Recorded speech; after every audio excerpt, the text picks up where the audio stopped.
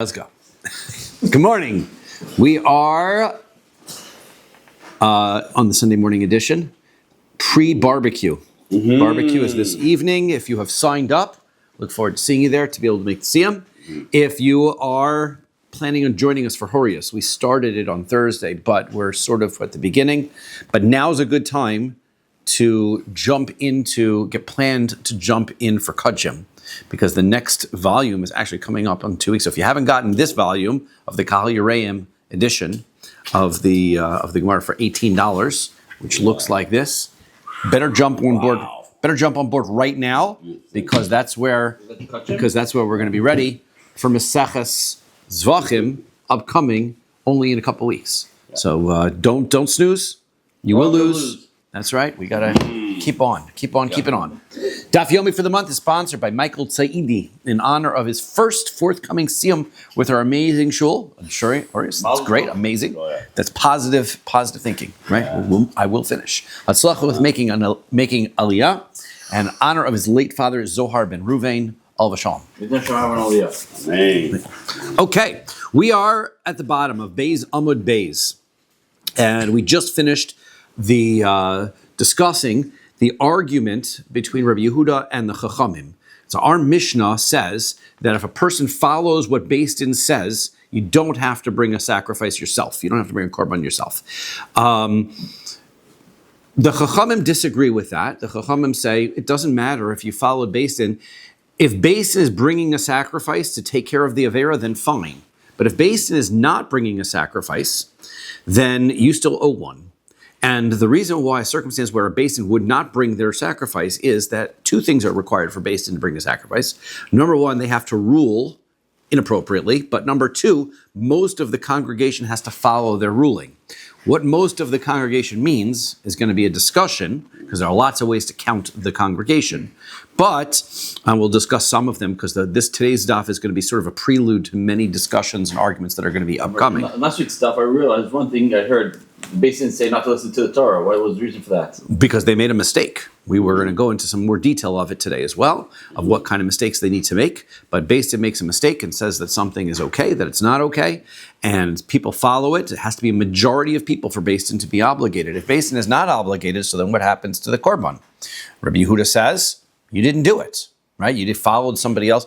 We have what's called shigigas maisa and shigigas hara. Shigigas maisa means that the negligence is in the action. You made an action that you thought was acceptable, but it wasn't. Shigas hara means that you did the right thing. Somebody else made a mistake in teaching what the halacha was, and you followed that. Now, remember that we also said that all of this only applies if the Sanhedrin. If you ask your local rabbi and he gives you the wrong halacha, then you are still responsible. Right?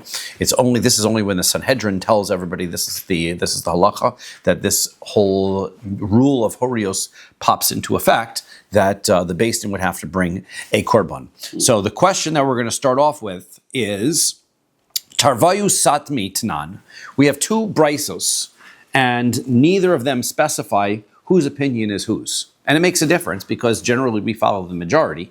So if one opinion is that you're still responsible to bring a sacrifice personally, and one opinion is that you don't have to bring a sacrifice personally, how do we know which one is which? How did you decide that the first brisa was Rabbi Yehuda's opinion, where he says you're not liable for a sacrifice? Ubas Raisa, and the second brisa, which says that you are liable for a sacrifice, is the Rabbanan. Ema Ibcha. Let's say it's the reverse. Man Shmasli. The answer is Man Shmasli Dedarish Miute Ki Hai Gavna. We know from other places that Rabbi Yehuda, that the first brisa's logic, how did we know that you're not responsible? Because he had three words in the pasuk that he quoted that he said were extra. And from the third one, he said that it means that in order to bring a sacrifice of a korban chatos, you have to have been negligent in your action. Negligence through following somebody else is not going to require you to bring korban chatos. That is what the first brisa says. Who's the person who holds that there are three different extra words in that pasuk? That we know is Rabbi Yehuda's opinion. That's Rabbi Yehuda. He detanyas. We learn in a different brisa. Rabbi Yehuda says, "Zos Toras ha'ola." This is the word. These are the words of the ola. Now, this pasuk is not talking about the chatos. This is talking about an ola. But we're going to see that the style is identical. They're looking through the pasuk, and he finds many extra words and phrases right? Hare elu shlosha miyutin. He has the same way of looking at this pasuk, and he says the word zos is an extra word, he is an extra word, ha'ola is an extra word. All of those are extra words, and since he is the one who looks at these psukim and he sees all of these extra words and phrases in, we see that this is Rabbi Yehuda's opinion also when he does the same with the korban chatos.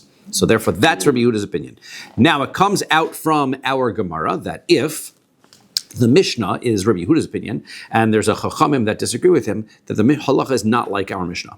And so therefore, if an individual were to sin and followed the ruling of the Sanhedrin, but the majority of the congregation did not follow it, he would still be liable for his own korban chatos. And that's how we paskin la halacha in the Rambam. Okay. V'ibois ema, or else, I'll show you another proof that tells me that it's Rabbi Yehuda's opinion. Adayin ani omer lo matis mukmas la Rabbi Yehuda. Diktani rov kal shechatu based in mevian al yedehem par. So he says, look, I can't establish the Mishnah. The Mishnah has to follow. Right. He says that if most of the congregation does the avera, who brings the sacrifice? He says Beis Din brings the sacrifice. Ve'i Rabbi Yehuda ha'amar tzibur hu maisi Beis Din.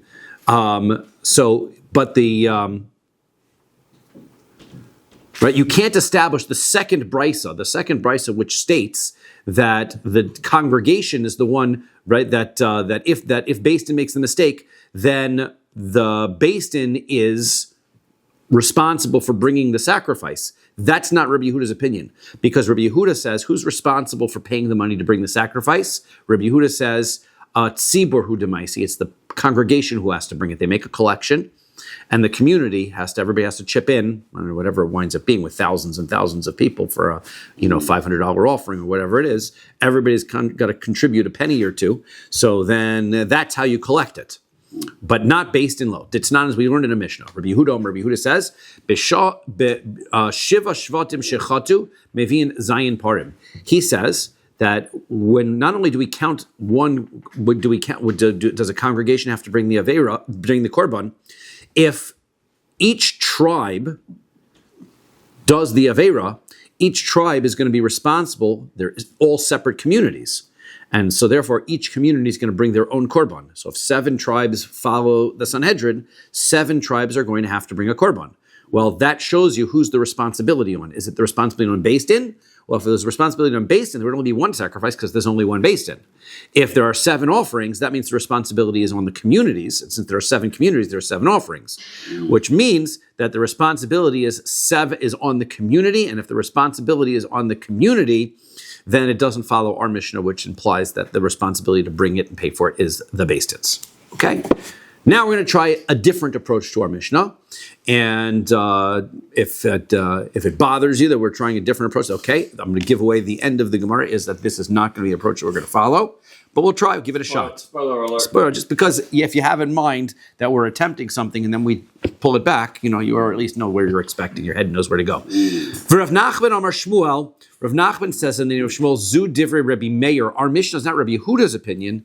Our Mishnah is Rabbi Meir's opinion. Ava Chachamim Omrim, but the Chachamim disagree, and they say, Yachid Sh'asa B'Horas Beis Din Chayv. Just like we said, the Chachamim hold up until now that if an individual follows the ruling of Beis Din, then he's still responsible for a personal korban chatos. But our Mishnah is Rabbi Meir's opinion, and that is that Rabbi Meir holds that an individual is not responsible if he follows the courts. Now, we just said it was Rabbi Yehuda's opinion. Now we're suggesting it's Rabbi Meir, so we want to know, my Rabbi Meir, my Rabbanan. Where did you see Rabbi Meir holding that? And where did you see the rabbis holding that? Detanya we're going to brisa. Horu va'asu. Let's say they taught and they did it. Who's they? That's going to be the big issue. That's going to be the big question here. They taught and they did it. Rabbi Meir poter. So Rabbi Meir says they are exempt, right? V'chachamim mechayvin. And the chachamim say they are obligated in a sacrifice. So man asu. Who are we talking about? Who's the one? Beis Din made a teaching that we get. Who's the they that did the avera? Ilema Beis Din. If you're talking about the Beis Din themselves, right? They said this is the halacha, and they were wrong, and then they follow their own ruling. So my time de rabbanan de mechayvi. Why would the rabbi say that they're going to bring their special korban? Because that's not the majority of the congregation. It's only them. So v'hatanya, we learn our brisa. Yachol horu beis din va'asu beis din yachol yehu chayavin. You might think that if beis din makes the wrong teaching and then they follow their ruling, that they are obligated and liable to bring the korban. Talmud Lomar, the pasuk says haka'al ve'asu ma'isa ve'asu. It says that the congregation is the one that has to do it. Beis din does the teaching, the congregation does the doing. Ma'isa tolui be'kahal ve'hora toluya be'beis din. The action has to be done by the community. The teaching has to be done by beis din. So therefore, you can't explain this statement of Rabbi Meir and the Chachamim to mean that beis din taught it and then beis din did it. That's not what we're talking about. Ella, so rather that possibility. Ella horu beis din v'asu rov hakal. We've got to be talking about the standard case, right? Beis din taught it, and most of the community followed their ruling. Well, that can't be, because then my time at the Rabbi Meir depoter. How could it be that Rabbi Meir would say you're exempt? Because that's exactly the situation the Torah says. They're liable for bringing the korban. The beis din is liable for bringing the korban. Why would Rabbi Meir say that you're exempt?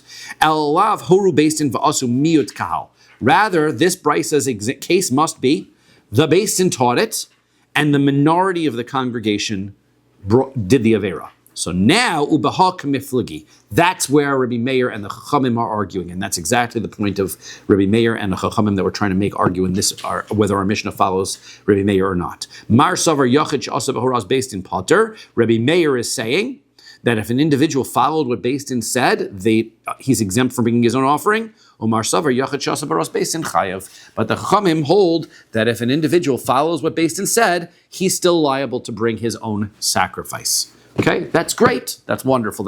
So that's what Rav Nachman wants to say in the name of Shmuel is the argument in our Mishnah. Our Mishnah is holding like this Rabbi Meir.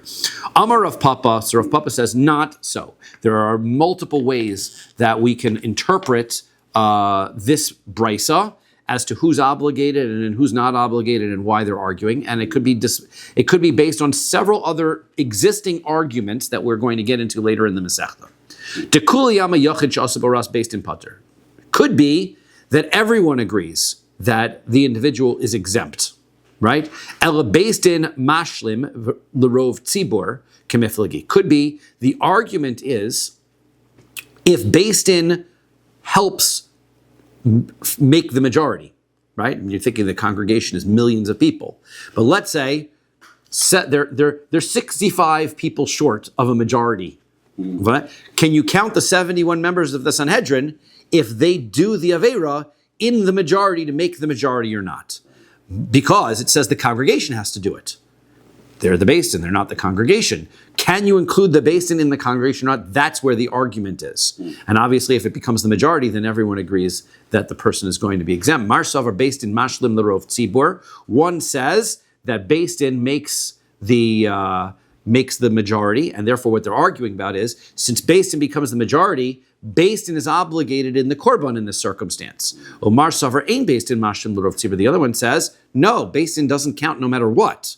They're not in the community, therefore they don't count no matter what. Therefore, Rabbi Meir is saying you don't have to, the beis din doesn't have to bring a korban under this circumstance because it's not the majority. Okay? I'll give you another potential version of what this argument is about. Horu beis din va'asu rov shel kahal. That this could be a circumstance where we are talking about beis din made the teaching, and the majority of the community did the avera. And so the question we ask is, who are these chachamim who say, man chachamim, who are these chachamim that we're discussing that are in this argument? Rabbi Shimon, it's Rabbi Shimon's opinion, damar tzibur maisi, ubeis din maisi. They hold that the congregation and the beis din bring the korban. So the argument is whether the congregation and the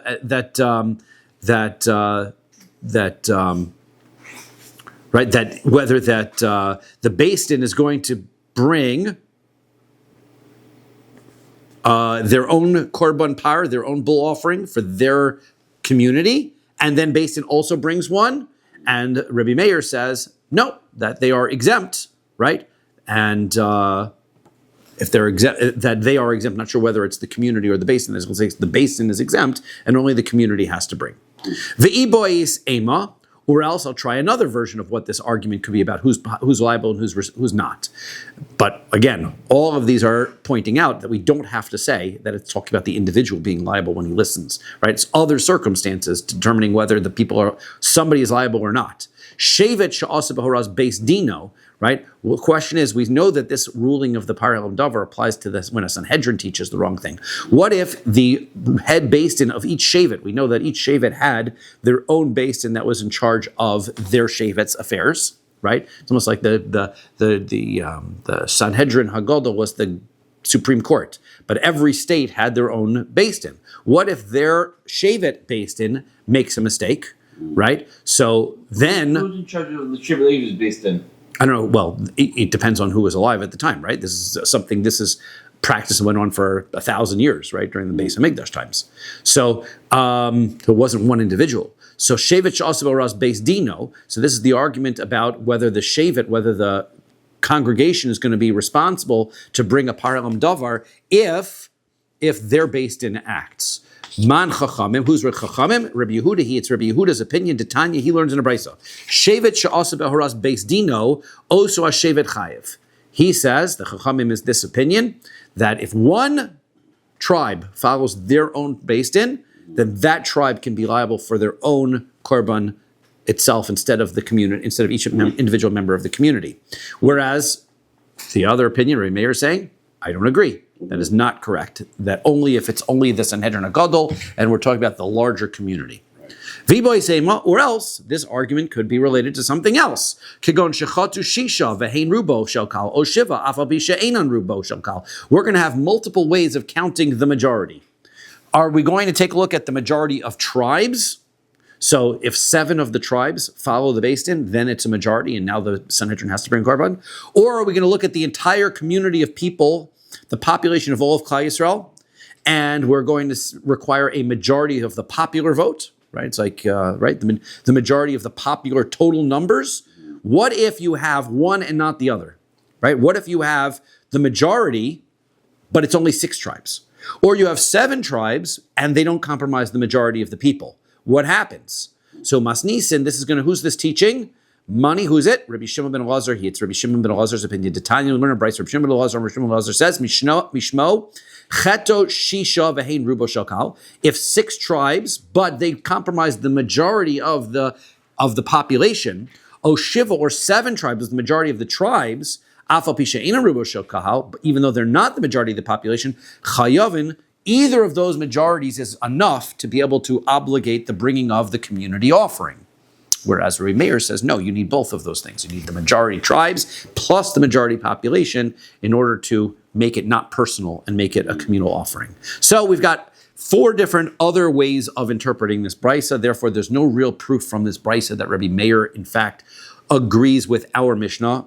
And so therefore, we're going to be going back to our position before that it was Rabbi Yehuda, who's our Mishnah, and Chachamim who disagree with him. Next, Amar of Ravasi says, "Horo halacha charov yoshvei Eretz Yisrael." Now, when it comes to this teaching, and you're counting the majority, and we're going to have multiple ways of potentially counting the majority. If you're going to be counting the population is only people who live in Eretz Yisrael, not people. The Jews who live outside of Eretz Yisrael don't count. Shenemar, as the pasuk says, Vayash Shlomo ba'isa he has a chag. When Shlomo Melech was dedicating the first Beis Hamikdash, he made a holiday. V'chol Yisrael imo, and all of the Jewish people were with him. Kahal Yereim was a great congregation. Milevo Hamas ad Nachum Mitzrayim. All the people who lived from the place coming into Hamas until the place of the valley of Mitzrayim. Yes. Do you know what the name of the holiday was? Well, they didn't name it. It was the name. The name of the holiday was Happy Beis Hamikdash Day. The Chanukah Sabayis. It was a Chanukah Sabayis. This is the question. Do we know the date?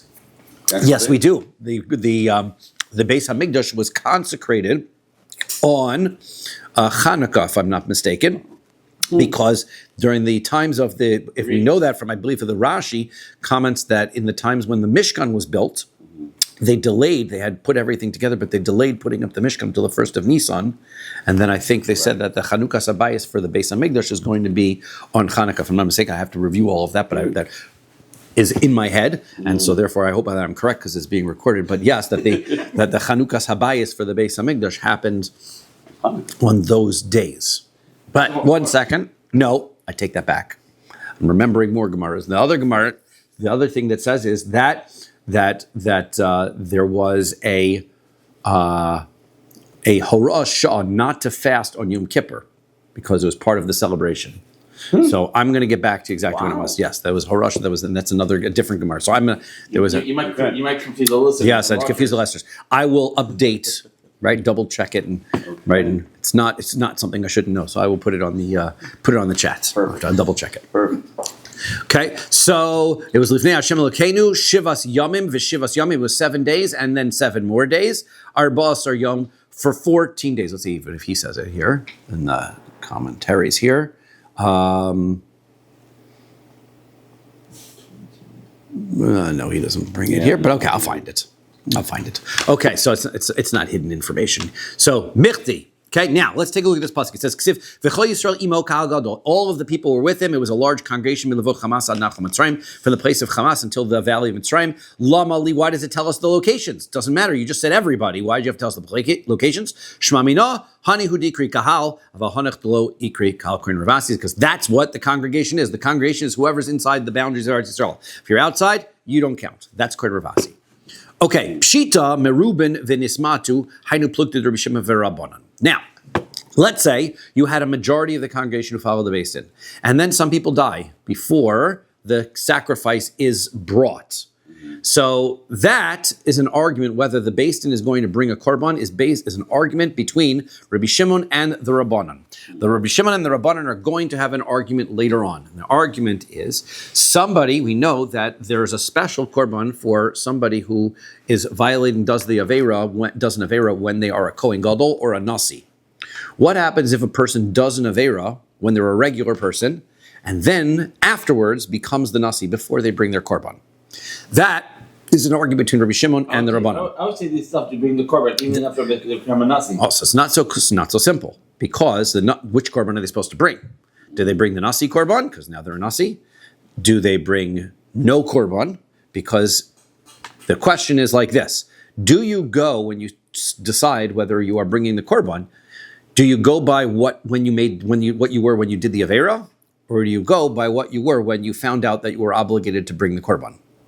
So yes, Yehuda, you're right. If the person did the avera and found out that he needed to bring a korban, then yes, he's obligated to the regular person korban, even if he becomes the nasi later on. The question, though, is he didn't know he did the avera until now he's a nasi.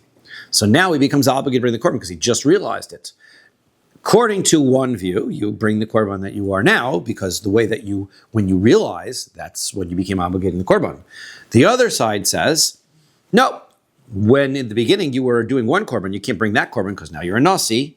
The other one, but now you can't bring the new korban because you did the avera when you were the other. You don't bring any korban. We'll see that's in this conversation. So this argument about whether they bring the korban when they were a majority, so that's the argument. You were a majority, so therefore you were obligated in the korban, but now you're the minority. So now you can't bring the korban now when they realize, because when they did the Avera and when they realize that they're obligated to the Avera, it's not consistent. So therefore there's no korban to bring. Or do we take a look at what it's like, or we take a look at what they were like when they became obligated to bring the korban, and so therefore they were obligated to bring the korban when they were majority, so therefore that obligation stands. So this argument, that's the argument between Rabbi Shimon and the Rabbanan. Muatin v'nis rabu mai, but what would be the halacha if they were the minority and they became the majority? Now a word on that, always it's a minority that becomes a majority, right? Because one person's got to do the Avera before 250,000 people do the Avera. Usually the way the majority is comprised is that the number of people who do the Avera increases until such point at which they comprise the majority. So you'd be the role model. You're the majority. You're the role model. This is a circumstance where the people finished doing the Avera, Beis Din already said, okay, we realized our mistake. They were still the minority, but then some of the people who didn't do the Avera died. And now as a result, the majority has done the Avera. So originally they weren't obligated. Can you then become obligated after the fact? So mipligi Rabbi Shimon v'Rabbanan, do the Rabbi Shimon and the Rabbanan argue in that case as well. Rabbi Shimon de Ozo Basar Yediyah, according to Rabbi Shimon, he goes after the knowledge, when you became aware. So therefore, Mechayev. Therefore, he says, whatever you were at the time that you became aware, so then you, now in this circumstance, you're Chayev, because now it's the majority. V'Rabbanan de'azli basar chat'ah patri, and the Chachamim who say, no, it goes by when you became aware of your, when you actually did the Avera. When they did the Avera, they were the minority, and so therefore you'd be exempt. Olo. So, or maybe that's not the case. Or we don't say that they argue in this case, as we're going to see, potentially so. V'tizbira. Now, does it make sense to say that this argument applies to Rabbi Shimon Lechamim in this case? Emer d'shmasei the Rabbi Shimon de'azil af basar yediyah. Rabbi Shimon's point of view isn't that we only go by when you find out that you are obligated in the korban, but that we also require you to find out when you are in the same status as when you did the Avera. Right? In this case of the Kohen, right? In order for you to be liable for the regular Korban Chatas, you have to have done the Avera and find out about the Avera before you become the Kohen. If you become the Kohen Gadol in between, then you're not liable. Not because he says we only look at the fact that you are now the Kohen Gadol and you didn't do the Avera when you were the Kohen Gadol. It's because we need you to have done the Avera and be aware of it in the same status, and that's not the case here. So Hechi Davi Yediyah v'Chata b'Chiyuv, Yediyah delo Chata Mishmas, but he doesn't say, well, if you find out about it, so now then you'd become obligated. He doesn't say that. So therefore, also here, now that you decide at the end of the day that the tzibor becomes the majority, he doesn't agree that you'd be liable then, because you need both to be liable at the time that they did the Avera, which would require the original majority, and then a majority now. It has to be consistent all the way through. To Imkain, Laisi Kihasha, because if what Rabbi Shimon was saying is that you go by whatever he is now, then the Kohen Gadol who did his own Avera would bring the new Korban that he is now. He's a Kohen Gadol now, so he should bring the Kohen Gadol. He doesn't hold that way. Rabbi Shimon holds that if he does the Avera before he's a Kohen Gadol and then finds out when he is the Kohen Gadol, you don't bring nothing. So therefore, El Rabbi Shimon, Cheta v'Yediyah by, it's clear, Rabbi Shimon requires both things. Therefore, either way that you look at it, according to the Chachamim, when they found out about, when they did the Avera, they were the minority, so they don't have to bring. And according to Rabbi Shimon, you need both. So you also don't bring. So therefore, there's no argument when they were the majority and they become the minority, there's no argument. When they were the minority and they become the majority, that can be an argument, because there the Chachamim are going to say, because there the Chachamim are going to say, no, we're going to take a look and say that they are obligated to bring the Korban now. So therefore they might be. Okay. Iboilu. So we ask the following question. Horu based in Chaylev Mutter v'asu miyad akal. Okay. Now we're going to ask a series of great questions that clarify some points. Let's say based in says that forbidden fats are permissible. And a minority of the congregation follows the rule. V'chazru based in bohen, and then based in says, oops, we made a mistake. V'horu v'asu miyot acher, and then they say, no, actually we didn't make a mistake. And they issue a new ruling, and another minority of the congregation follows them. Can you combine them together? Actually, the basin's corrupt. No, just mistaken. They're corrupt. Corrupt implies intentional negligence. This is not intentional, right? V'asu miyot. So acher, and they do it another time. So now you've got a majority. Mahu, what is the halacha here? Kevan de shtei yedios ninhu, since this is like, we have a circumstance where let's say we talk about bringing a korban chatos, we have the concept of shtei yedios. If you started to do an avera and you kept doing the avera and you kept doing the avera, and then somebody says, hey, you're doing an avera, you go, oh no, and then you stop, you're korban. However, if you were told, don't do that, that's an avera, and then you do it again, then don't do that, that's avera, and then you do it again, each time you're chayav a separate one. So is the fact that based and in between became aware of their mistake the same thing? It stops it.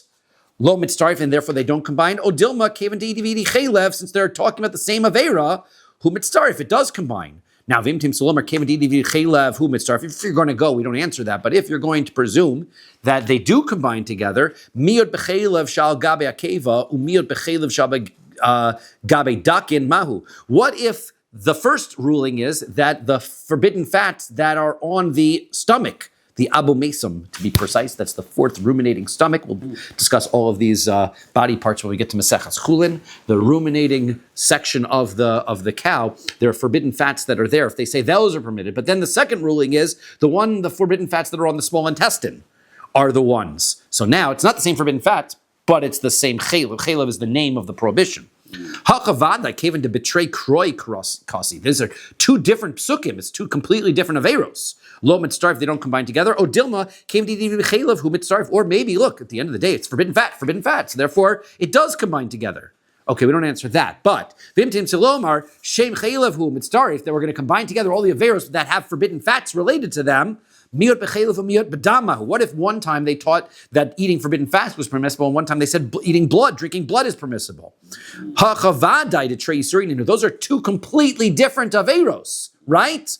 V'kevadenas isurin shave. Their prohibition isn't even similar. Lo mitzarif, they don't combine together. O Dilma, or maybe kevaden isurin shave. De korban shave. Maybe they are considered the same avera because at the end of the day, either way you bring a korban chatas for violating those averos. Mitzarif, they do combine together. Vimtim, we don't answer that. Vimtim tzalomar. Now, if you're going to suggest kevan de korbanon shave mitzarif, that because their sacrifices are the same, they will combine together, and you're going to have one big paralam davar as a result. Miot bechelev and miot bavolos kochavim. What if the first time they did the avera was chelev, and the second avera was avodah zara, completely unrelated, not even an eating avera? So what will be the halacha there? Hachavadai ein isur and shave. For sure, there the two asurim are not the same, and therefore they don't combine. Vein karban and shave. They're not even the same karbanos. They don't combine. O dilma kevan de edividi kares hu. Or the fact is that in the Torah they are both prohibitions that give you kares. Therefore they are similar. Mitzvah, if they're going to combine together, teku, we leave that as undecided. There's not very clear as to what combines together if you have two separate rulings. Eboilu. So we asked the fine question. Horu based in shecheliv mutter.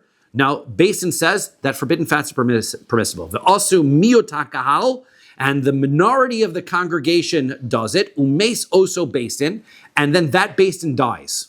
Not the same people anymore. Vama Basin acher, another Basin comes along. Vechazru vahoru, and then they say, nope, we agree with the previous Basin. V'asu miyot acher. And then another minority of the congregation does it also. So now more people join in the Avera. Aliba demandam are based in Maisi Loti Boilach. Now, we said that there's going to be an argument that we're going to discuss. Who brings this korban? Whose fault is this? Is it the community has to bring the korban? Or is it the Beis Din? Well, if the Beis Din brings the sacrifice, for sure these are two completely different Beis Dins. So therefore, for sure they don't combine together. That's not even a question. To Hal Lesnihu, it's not the same Beis Din. You can't say the second Beis Din is responsible for the small number of people who did it when the first Beis Din was around. It's not even them. The question is, according to the one who says this is a community issue, therefore it's a community avera. It's the same community. So what's the halach here? Tzibur ha-kai. It's the same congregation and community after all. O dilma yedia dahu based in dahasru ba'inon, or that at dahorus ba'inon, that at the end of the day has to be the same Beis Din that's giving the psak. Otherwise, it's a brand new psak. We'll leave that one also unresolved, right? So a lot of unclear circumstances as to exactly when we're going to combine and when we're not going to combine. Amar Rabbi Yonasan. Would they explain it later? No. Sorry. Yes, Eliyahu Navi's coming. Yep.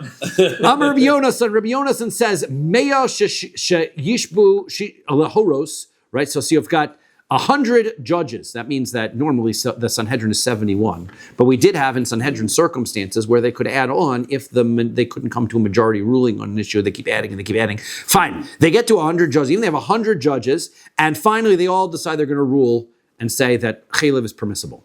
Okay, that's what they're going to rule.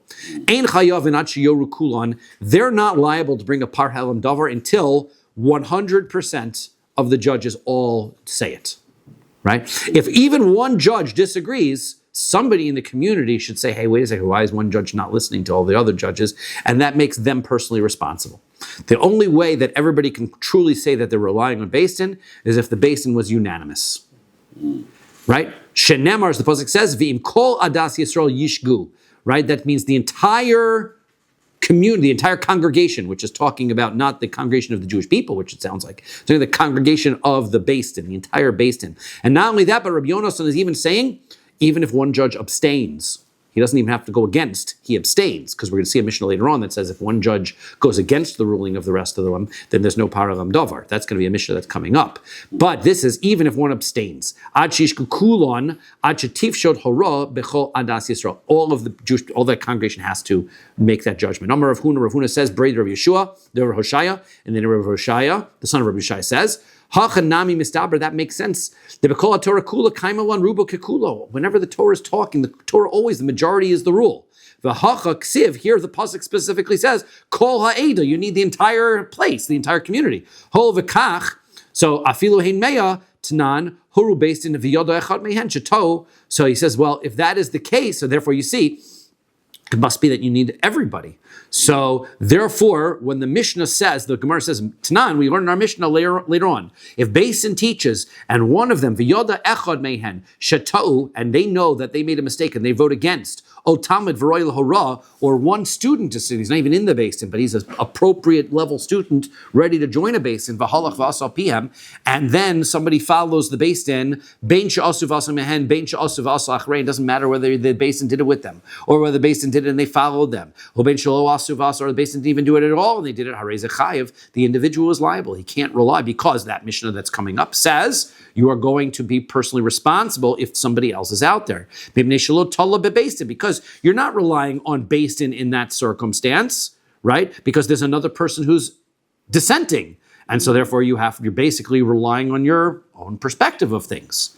So haihu dechayev, which means that would be a circumstance where the individual, just from the Mishnah, that would seem to say that that's the circumstance where you're liable. There has to be a dissenting view. This statement that Rabbi Yonasan says doesn't make much sense. Rabbi Yonasan says there's no dissenting view, right? Even if the guy abstains, then you're not liable. That's not what the Mishnah says. Ha-echad potter v'amai ha-lo nigmara ho-ra'ah, right? So he says that means that if one person, ha-acher,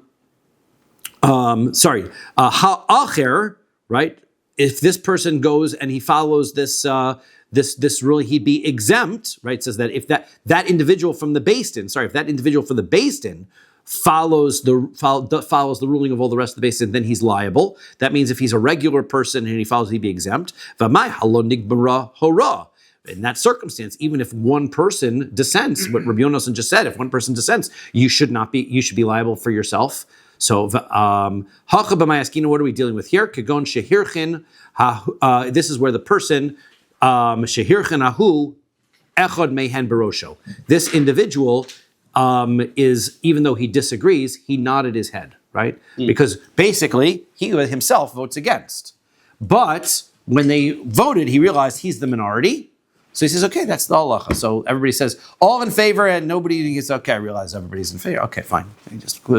He complied. So since under that circumstance, right, he looks like, it looks like everybody is following.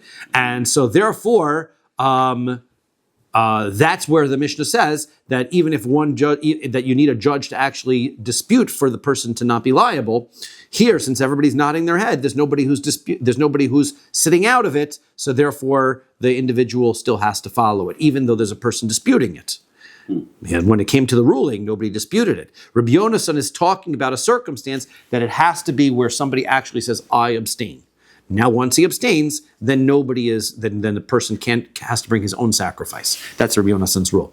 But Tashma, we're going to try to say that Rabbi Yonasan is incorrect. Tashma, Horu Beis Din, if Beis Din makes a ruling, V'yada echad mehen shetau, and one person knows they made a mistake, V'amar lehen, and he said to them, Toenatem, you're making a mistake. Harei elu pturim, then that's where the Beis Din becomes exempt, right? Then because the individuals are responsible, the individual community members are responsible for their own actions. Taima da'amar lehen toenatem, the only reason why Beis Din is not responsible in that circumstance is because somebody actually stood up during the voting and said, you are making a mistake. Dipturim, that's why they are exempt. Hoshosik, mishtak, chayavin. If he didn't say anything and he simply nodded his head like Rabbi Yonasan is suggesting, then that would be a case of parah elam davar, according to this. And they'd be chayav. V'gamar la hora'ah, and this, right, is considered a teaching, in order to considered a final teaching as far as signifying that the Beis Din is going to be responsible for a par helam davar. V'amai halo horu kulon. In that circumstance, even if he doesn't speak up and he abstains, that wouldn't be everybody, according to Rabbi Yonasan. So the Gemara says, Amri hachanami kagon shehirkin berosho. So the Rabbi Yonasan has to explain, yes, this is a circumstance where he actually has to nod his head. That's what we're talking about. So even though he didn't get up and argue And if he abstained, that also would have been enough to argue, but nodding his head is not. That's how we have to explain. But the Gemara is still not satisfied. And we're still not satisfied. They still don't like this idea that Rabbi Yonasan is suggesting that one judge abstains, then the court is not liable for Parelam Davar. Amri, we said, sorry, I went back a line. Meisiv Rav Misharshi. Rav Misharshi says, Samchu Rabosenu al Divrei B'Shimon Gamliel al ve'al Divrei Rabbi Elazar Rabbi Tzadok. The rabbis, we heard in the Brisa, they relied on the statement of Rabbi Shimon Gamliel and the statements of Rabbi Elazar Rabbi Tzadok. Shahayu Omrim, they would say, Ein gozrin gzera hatzibor ela im kein rov hatzibor yechol lamod ba. The rule is that if you have a basin and they say this is a stringency that we're going to ask everybody to keep, and the congregation can't do it, they can't follow it, the stringency is canceled. Right? We had that discussion when we were in a Masechus Avodah Zarah. We talked about Pas Yisrael and some of those enactments, whether they became permanent or not permanent, whether they were things that people could not do. So if the court rules something and says this is the stringency we're going to keep, and then people can't keep it, it doesn't count. V'amar Ravada Barav says, "My kra." Where does the pasuk say that? B'ma'ara atem ne'orim ve'osi atem kovim hagoy kulo. That you are cursing me with a curse, and with me you are burdening and this entire nation. Which means that in order to be saddled with a responsibility, a burden, which leads to a curse on Klal Yisrael if they don't follow it, you need the entire nation to do it. Now, v'ha'hacha dechsiv hagoy kulo. No, here this pasuk clearly says the entire nation. Now, what is Rabbi Yonasan's teaching based on? Because it said kol hadas means that the entire based in, not even one person doesn't rule. Yeah, but here it says the entire nation, and it doesn't mean the entire nation. Veruba kekula dami. It means most, right? We said if most of the people keep it, then that enactment is valid. So we see that even though the pasuk says all, it doesn't mean all; it means most.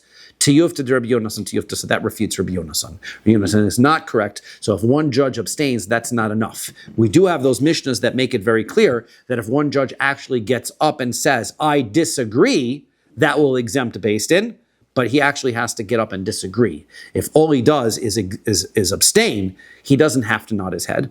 All he does is abstain. The based in can still be liable for a parelam davar. So the ela my kol adas de kamar rachmana. So okay, fine. I understand that Rabbi Yonasan is incorrect, but he had a point. Why would the pasuk say the entire nation kol adas, the entire Ada is required, if it doesn't mean all of them?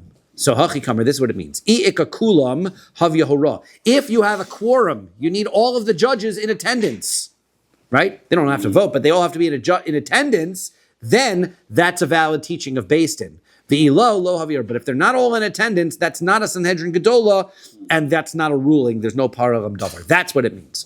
Rabbi Yeshua says, Yud sheyoshin bedin kolar toloi betzavar kulan. A thing that you should know about being in based in, if 10 judges are sitting together, they all have to recognize the responsibility that all of them bear on the halacha, right? They are all responsible. That's basically what we're suggesting here, that now that all of the basin sits together, they're all responsible for parelam davar because of the ruling that all of them are involved in. If one of them's not there, then they can't make that big mistake, right? Because they can't be a Sanhedrin Gadol without all of them. So therefore, if 10 judges sit down together, they have to understand they are all chained together here. Pshita, that's obvious. Hakamash Malan, this is coming to tell me that even if there was a student sitting in that basin, watching the proceedings, and he knows some mistake is happening and he keeps quiet, he's also responsible. Hashem will take it out on him as well. He's got to speak up. A responsibility of a judge and somebody who's there at the court has to be to speak up if you see a mistake is happening. Rav Huna ki hava nafik lebeidin. When Rav Huna would go to based in Maisi Asara Tanai de Beirav lekame, he would bring 10 students together from the yeshiva together with him. Ki hechi de nimtayin shiyavo machshura, that he said that the responsibility should be shared amongst all of them. right? I'm only going to take a chip of the beam. That's what the word means. I'm going to take only a chip of the beam. The responsibility is only going to be partially mine because everybody here is also responsible for speaking up. So I bring some extra yeshivas to make sure that I get it right. Rav Ashi Kiyava Maisi Tarafta Lekame, when there was a question of treif that came before him, Maisi Asar Tavchi Mimos Mechasi, he'd bring 10 butchers from the city of Masa Mechasia. Umosif Kameh, they would sit before him. Amar Kihechi Dinantayan Shiyavo Machshura. So he says this way everybody takes a share. He'd bring all the shochets from the city, and this way we will all share in the responsibility, make sure we do it properly. Says the next mission, Horu based in makes the ruling, V'yadu sheta'u, and they realize they made a mistake, V'chazru bahan, and they changed their ruling. Bein sheviu kaparos, on whether they brought their korban already for the last time, and the majority followed them. Bein shelo heviu kaparos, even if they didn't bring it yet. V'halach v'asal pihen, if somebody decides that they're following them anyway, after the ruling has already been repealed, Rabbi Shimon poter, Rabbi Shimon says that that individual is exempt because they're still following the original ruling that Beis Din made, despite the fact that they already repealed it. And Rabbi Elazar Omer Safek, and Rabbi Elazar says, no, it's a doubt whether they're following or whether it's their own fault or whether it's not their own fault. Ezehu Safek, what kind of doubt is there? Yoshev lo b'toch beiso, if the person is sitting at home, so then chayiv, he has to read the newspaper, he has to know what Beis Din says. So therefore he should be liable. Halach lo l'bedina siyam, if the guy doesn't know because he left and went on a trip and he missed the news bulletin, Potter, he should be exempt. It's not his fault he didn't know that Beis Din changed his mind. So Rabbi Akiva says, Modani bazeh shu karov liftor min achova. He says, I agree. If they're on a trip, then that seems to be a circumstance that he would not be responsible and he shouldn't have to bring his own korban. Amar lo, he says, Amar lo Ben Azai says, Maishna zeh min yishuv bebeso. What's the difference between somebody on a trip and somebody in his house? So Rabbi Akiva says to him, what are you talking about? Big difference. Somebody sitting in his house, he could have heard the news, right? The person who was not sitting in the house couldn't have heard. Seems like an obvious point that Rabbi Akiva is making, and seems like the same point that Rabbi Akiva was making before the question. So we'll see, the Gemara is going to ask, what was the conversation like there? What are they discussing? Okay. Now, this idea that Rabbi Elazar says safek, what does that mean, safek? It means that he has to, because we're not sure, and with clarity what his cause of his avera is, he brings an ashram toli. He's going to bring what's called an ashram toli, which is a sacrifice that you bring if you're in a case of doubt whether you need to bring a korban chatos or not. You're going to bring an ashram toli. Horu Beis Din lakor as kol haguf. Now, this is Yehuda's sort of point, right? Beis Din says the entire mitzvah is out the window. For example, Amru ein nida b'Torah. There's no such thing as nida in the Torah. Ein Shabbos b'Torah. There's no Shabbos in the Torah. Ein avos kochavim b'Torah. There's no avodah zarah prohibitions in the Torah. Harei elu p'turin, that they are exempt for. That is something that a person should know individually is not true. They can open a chumash and read it. So therefore, you can't say Beis Din tricked me. Then Beis Din is exempt. They don't bring a sacrifice for that. Horu levatal miktzas ulekayim miktzas. If, however, they said part of the mitzvah is removed and part is not, that would be a circumstance for a par halam davar.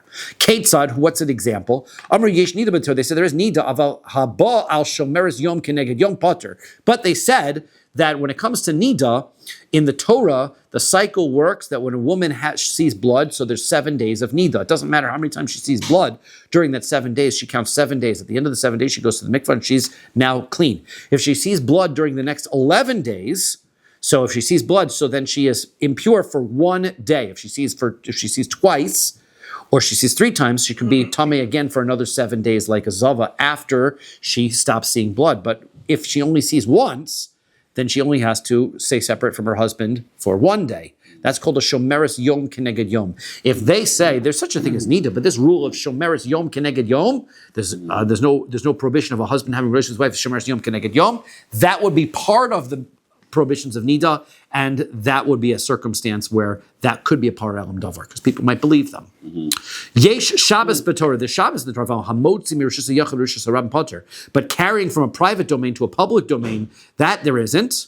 Right, that would be a circumstance. Right, Yesh avodas kochav b'Torah. There's avodah zarah prohibitions in the Torah. Val hamishtachav potter. If somebody bows down to avodah zarah, you'd be exempt. Harei elu chayav, and those are going to be circumstances where the Beis Din is going to be liable for part of davar. Shenemar, the pasuk says, v'nelam davar. Some part of the mitzvah is removed. Davar velo kol haguf. A part of it, not the entire mitzvah. Says the Gemara, Rabbi Yehuda Amar Rav. Rabbi Yehuda says, Rav, my taima Rabbi Shimon, what is the reason why Rabbi Shimon holds what he does? Based in who osa, right? Because Rabbi Shimon says, Based in said it in the first place. The fact that they repealed it, he may or may not be responsible for knowing, but he's acting because the whole Avera in the first place is because of Bastin's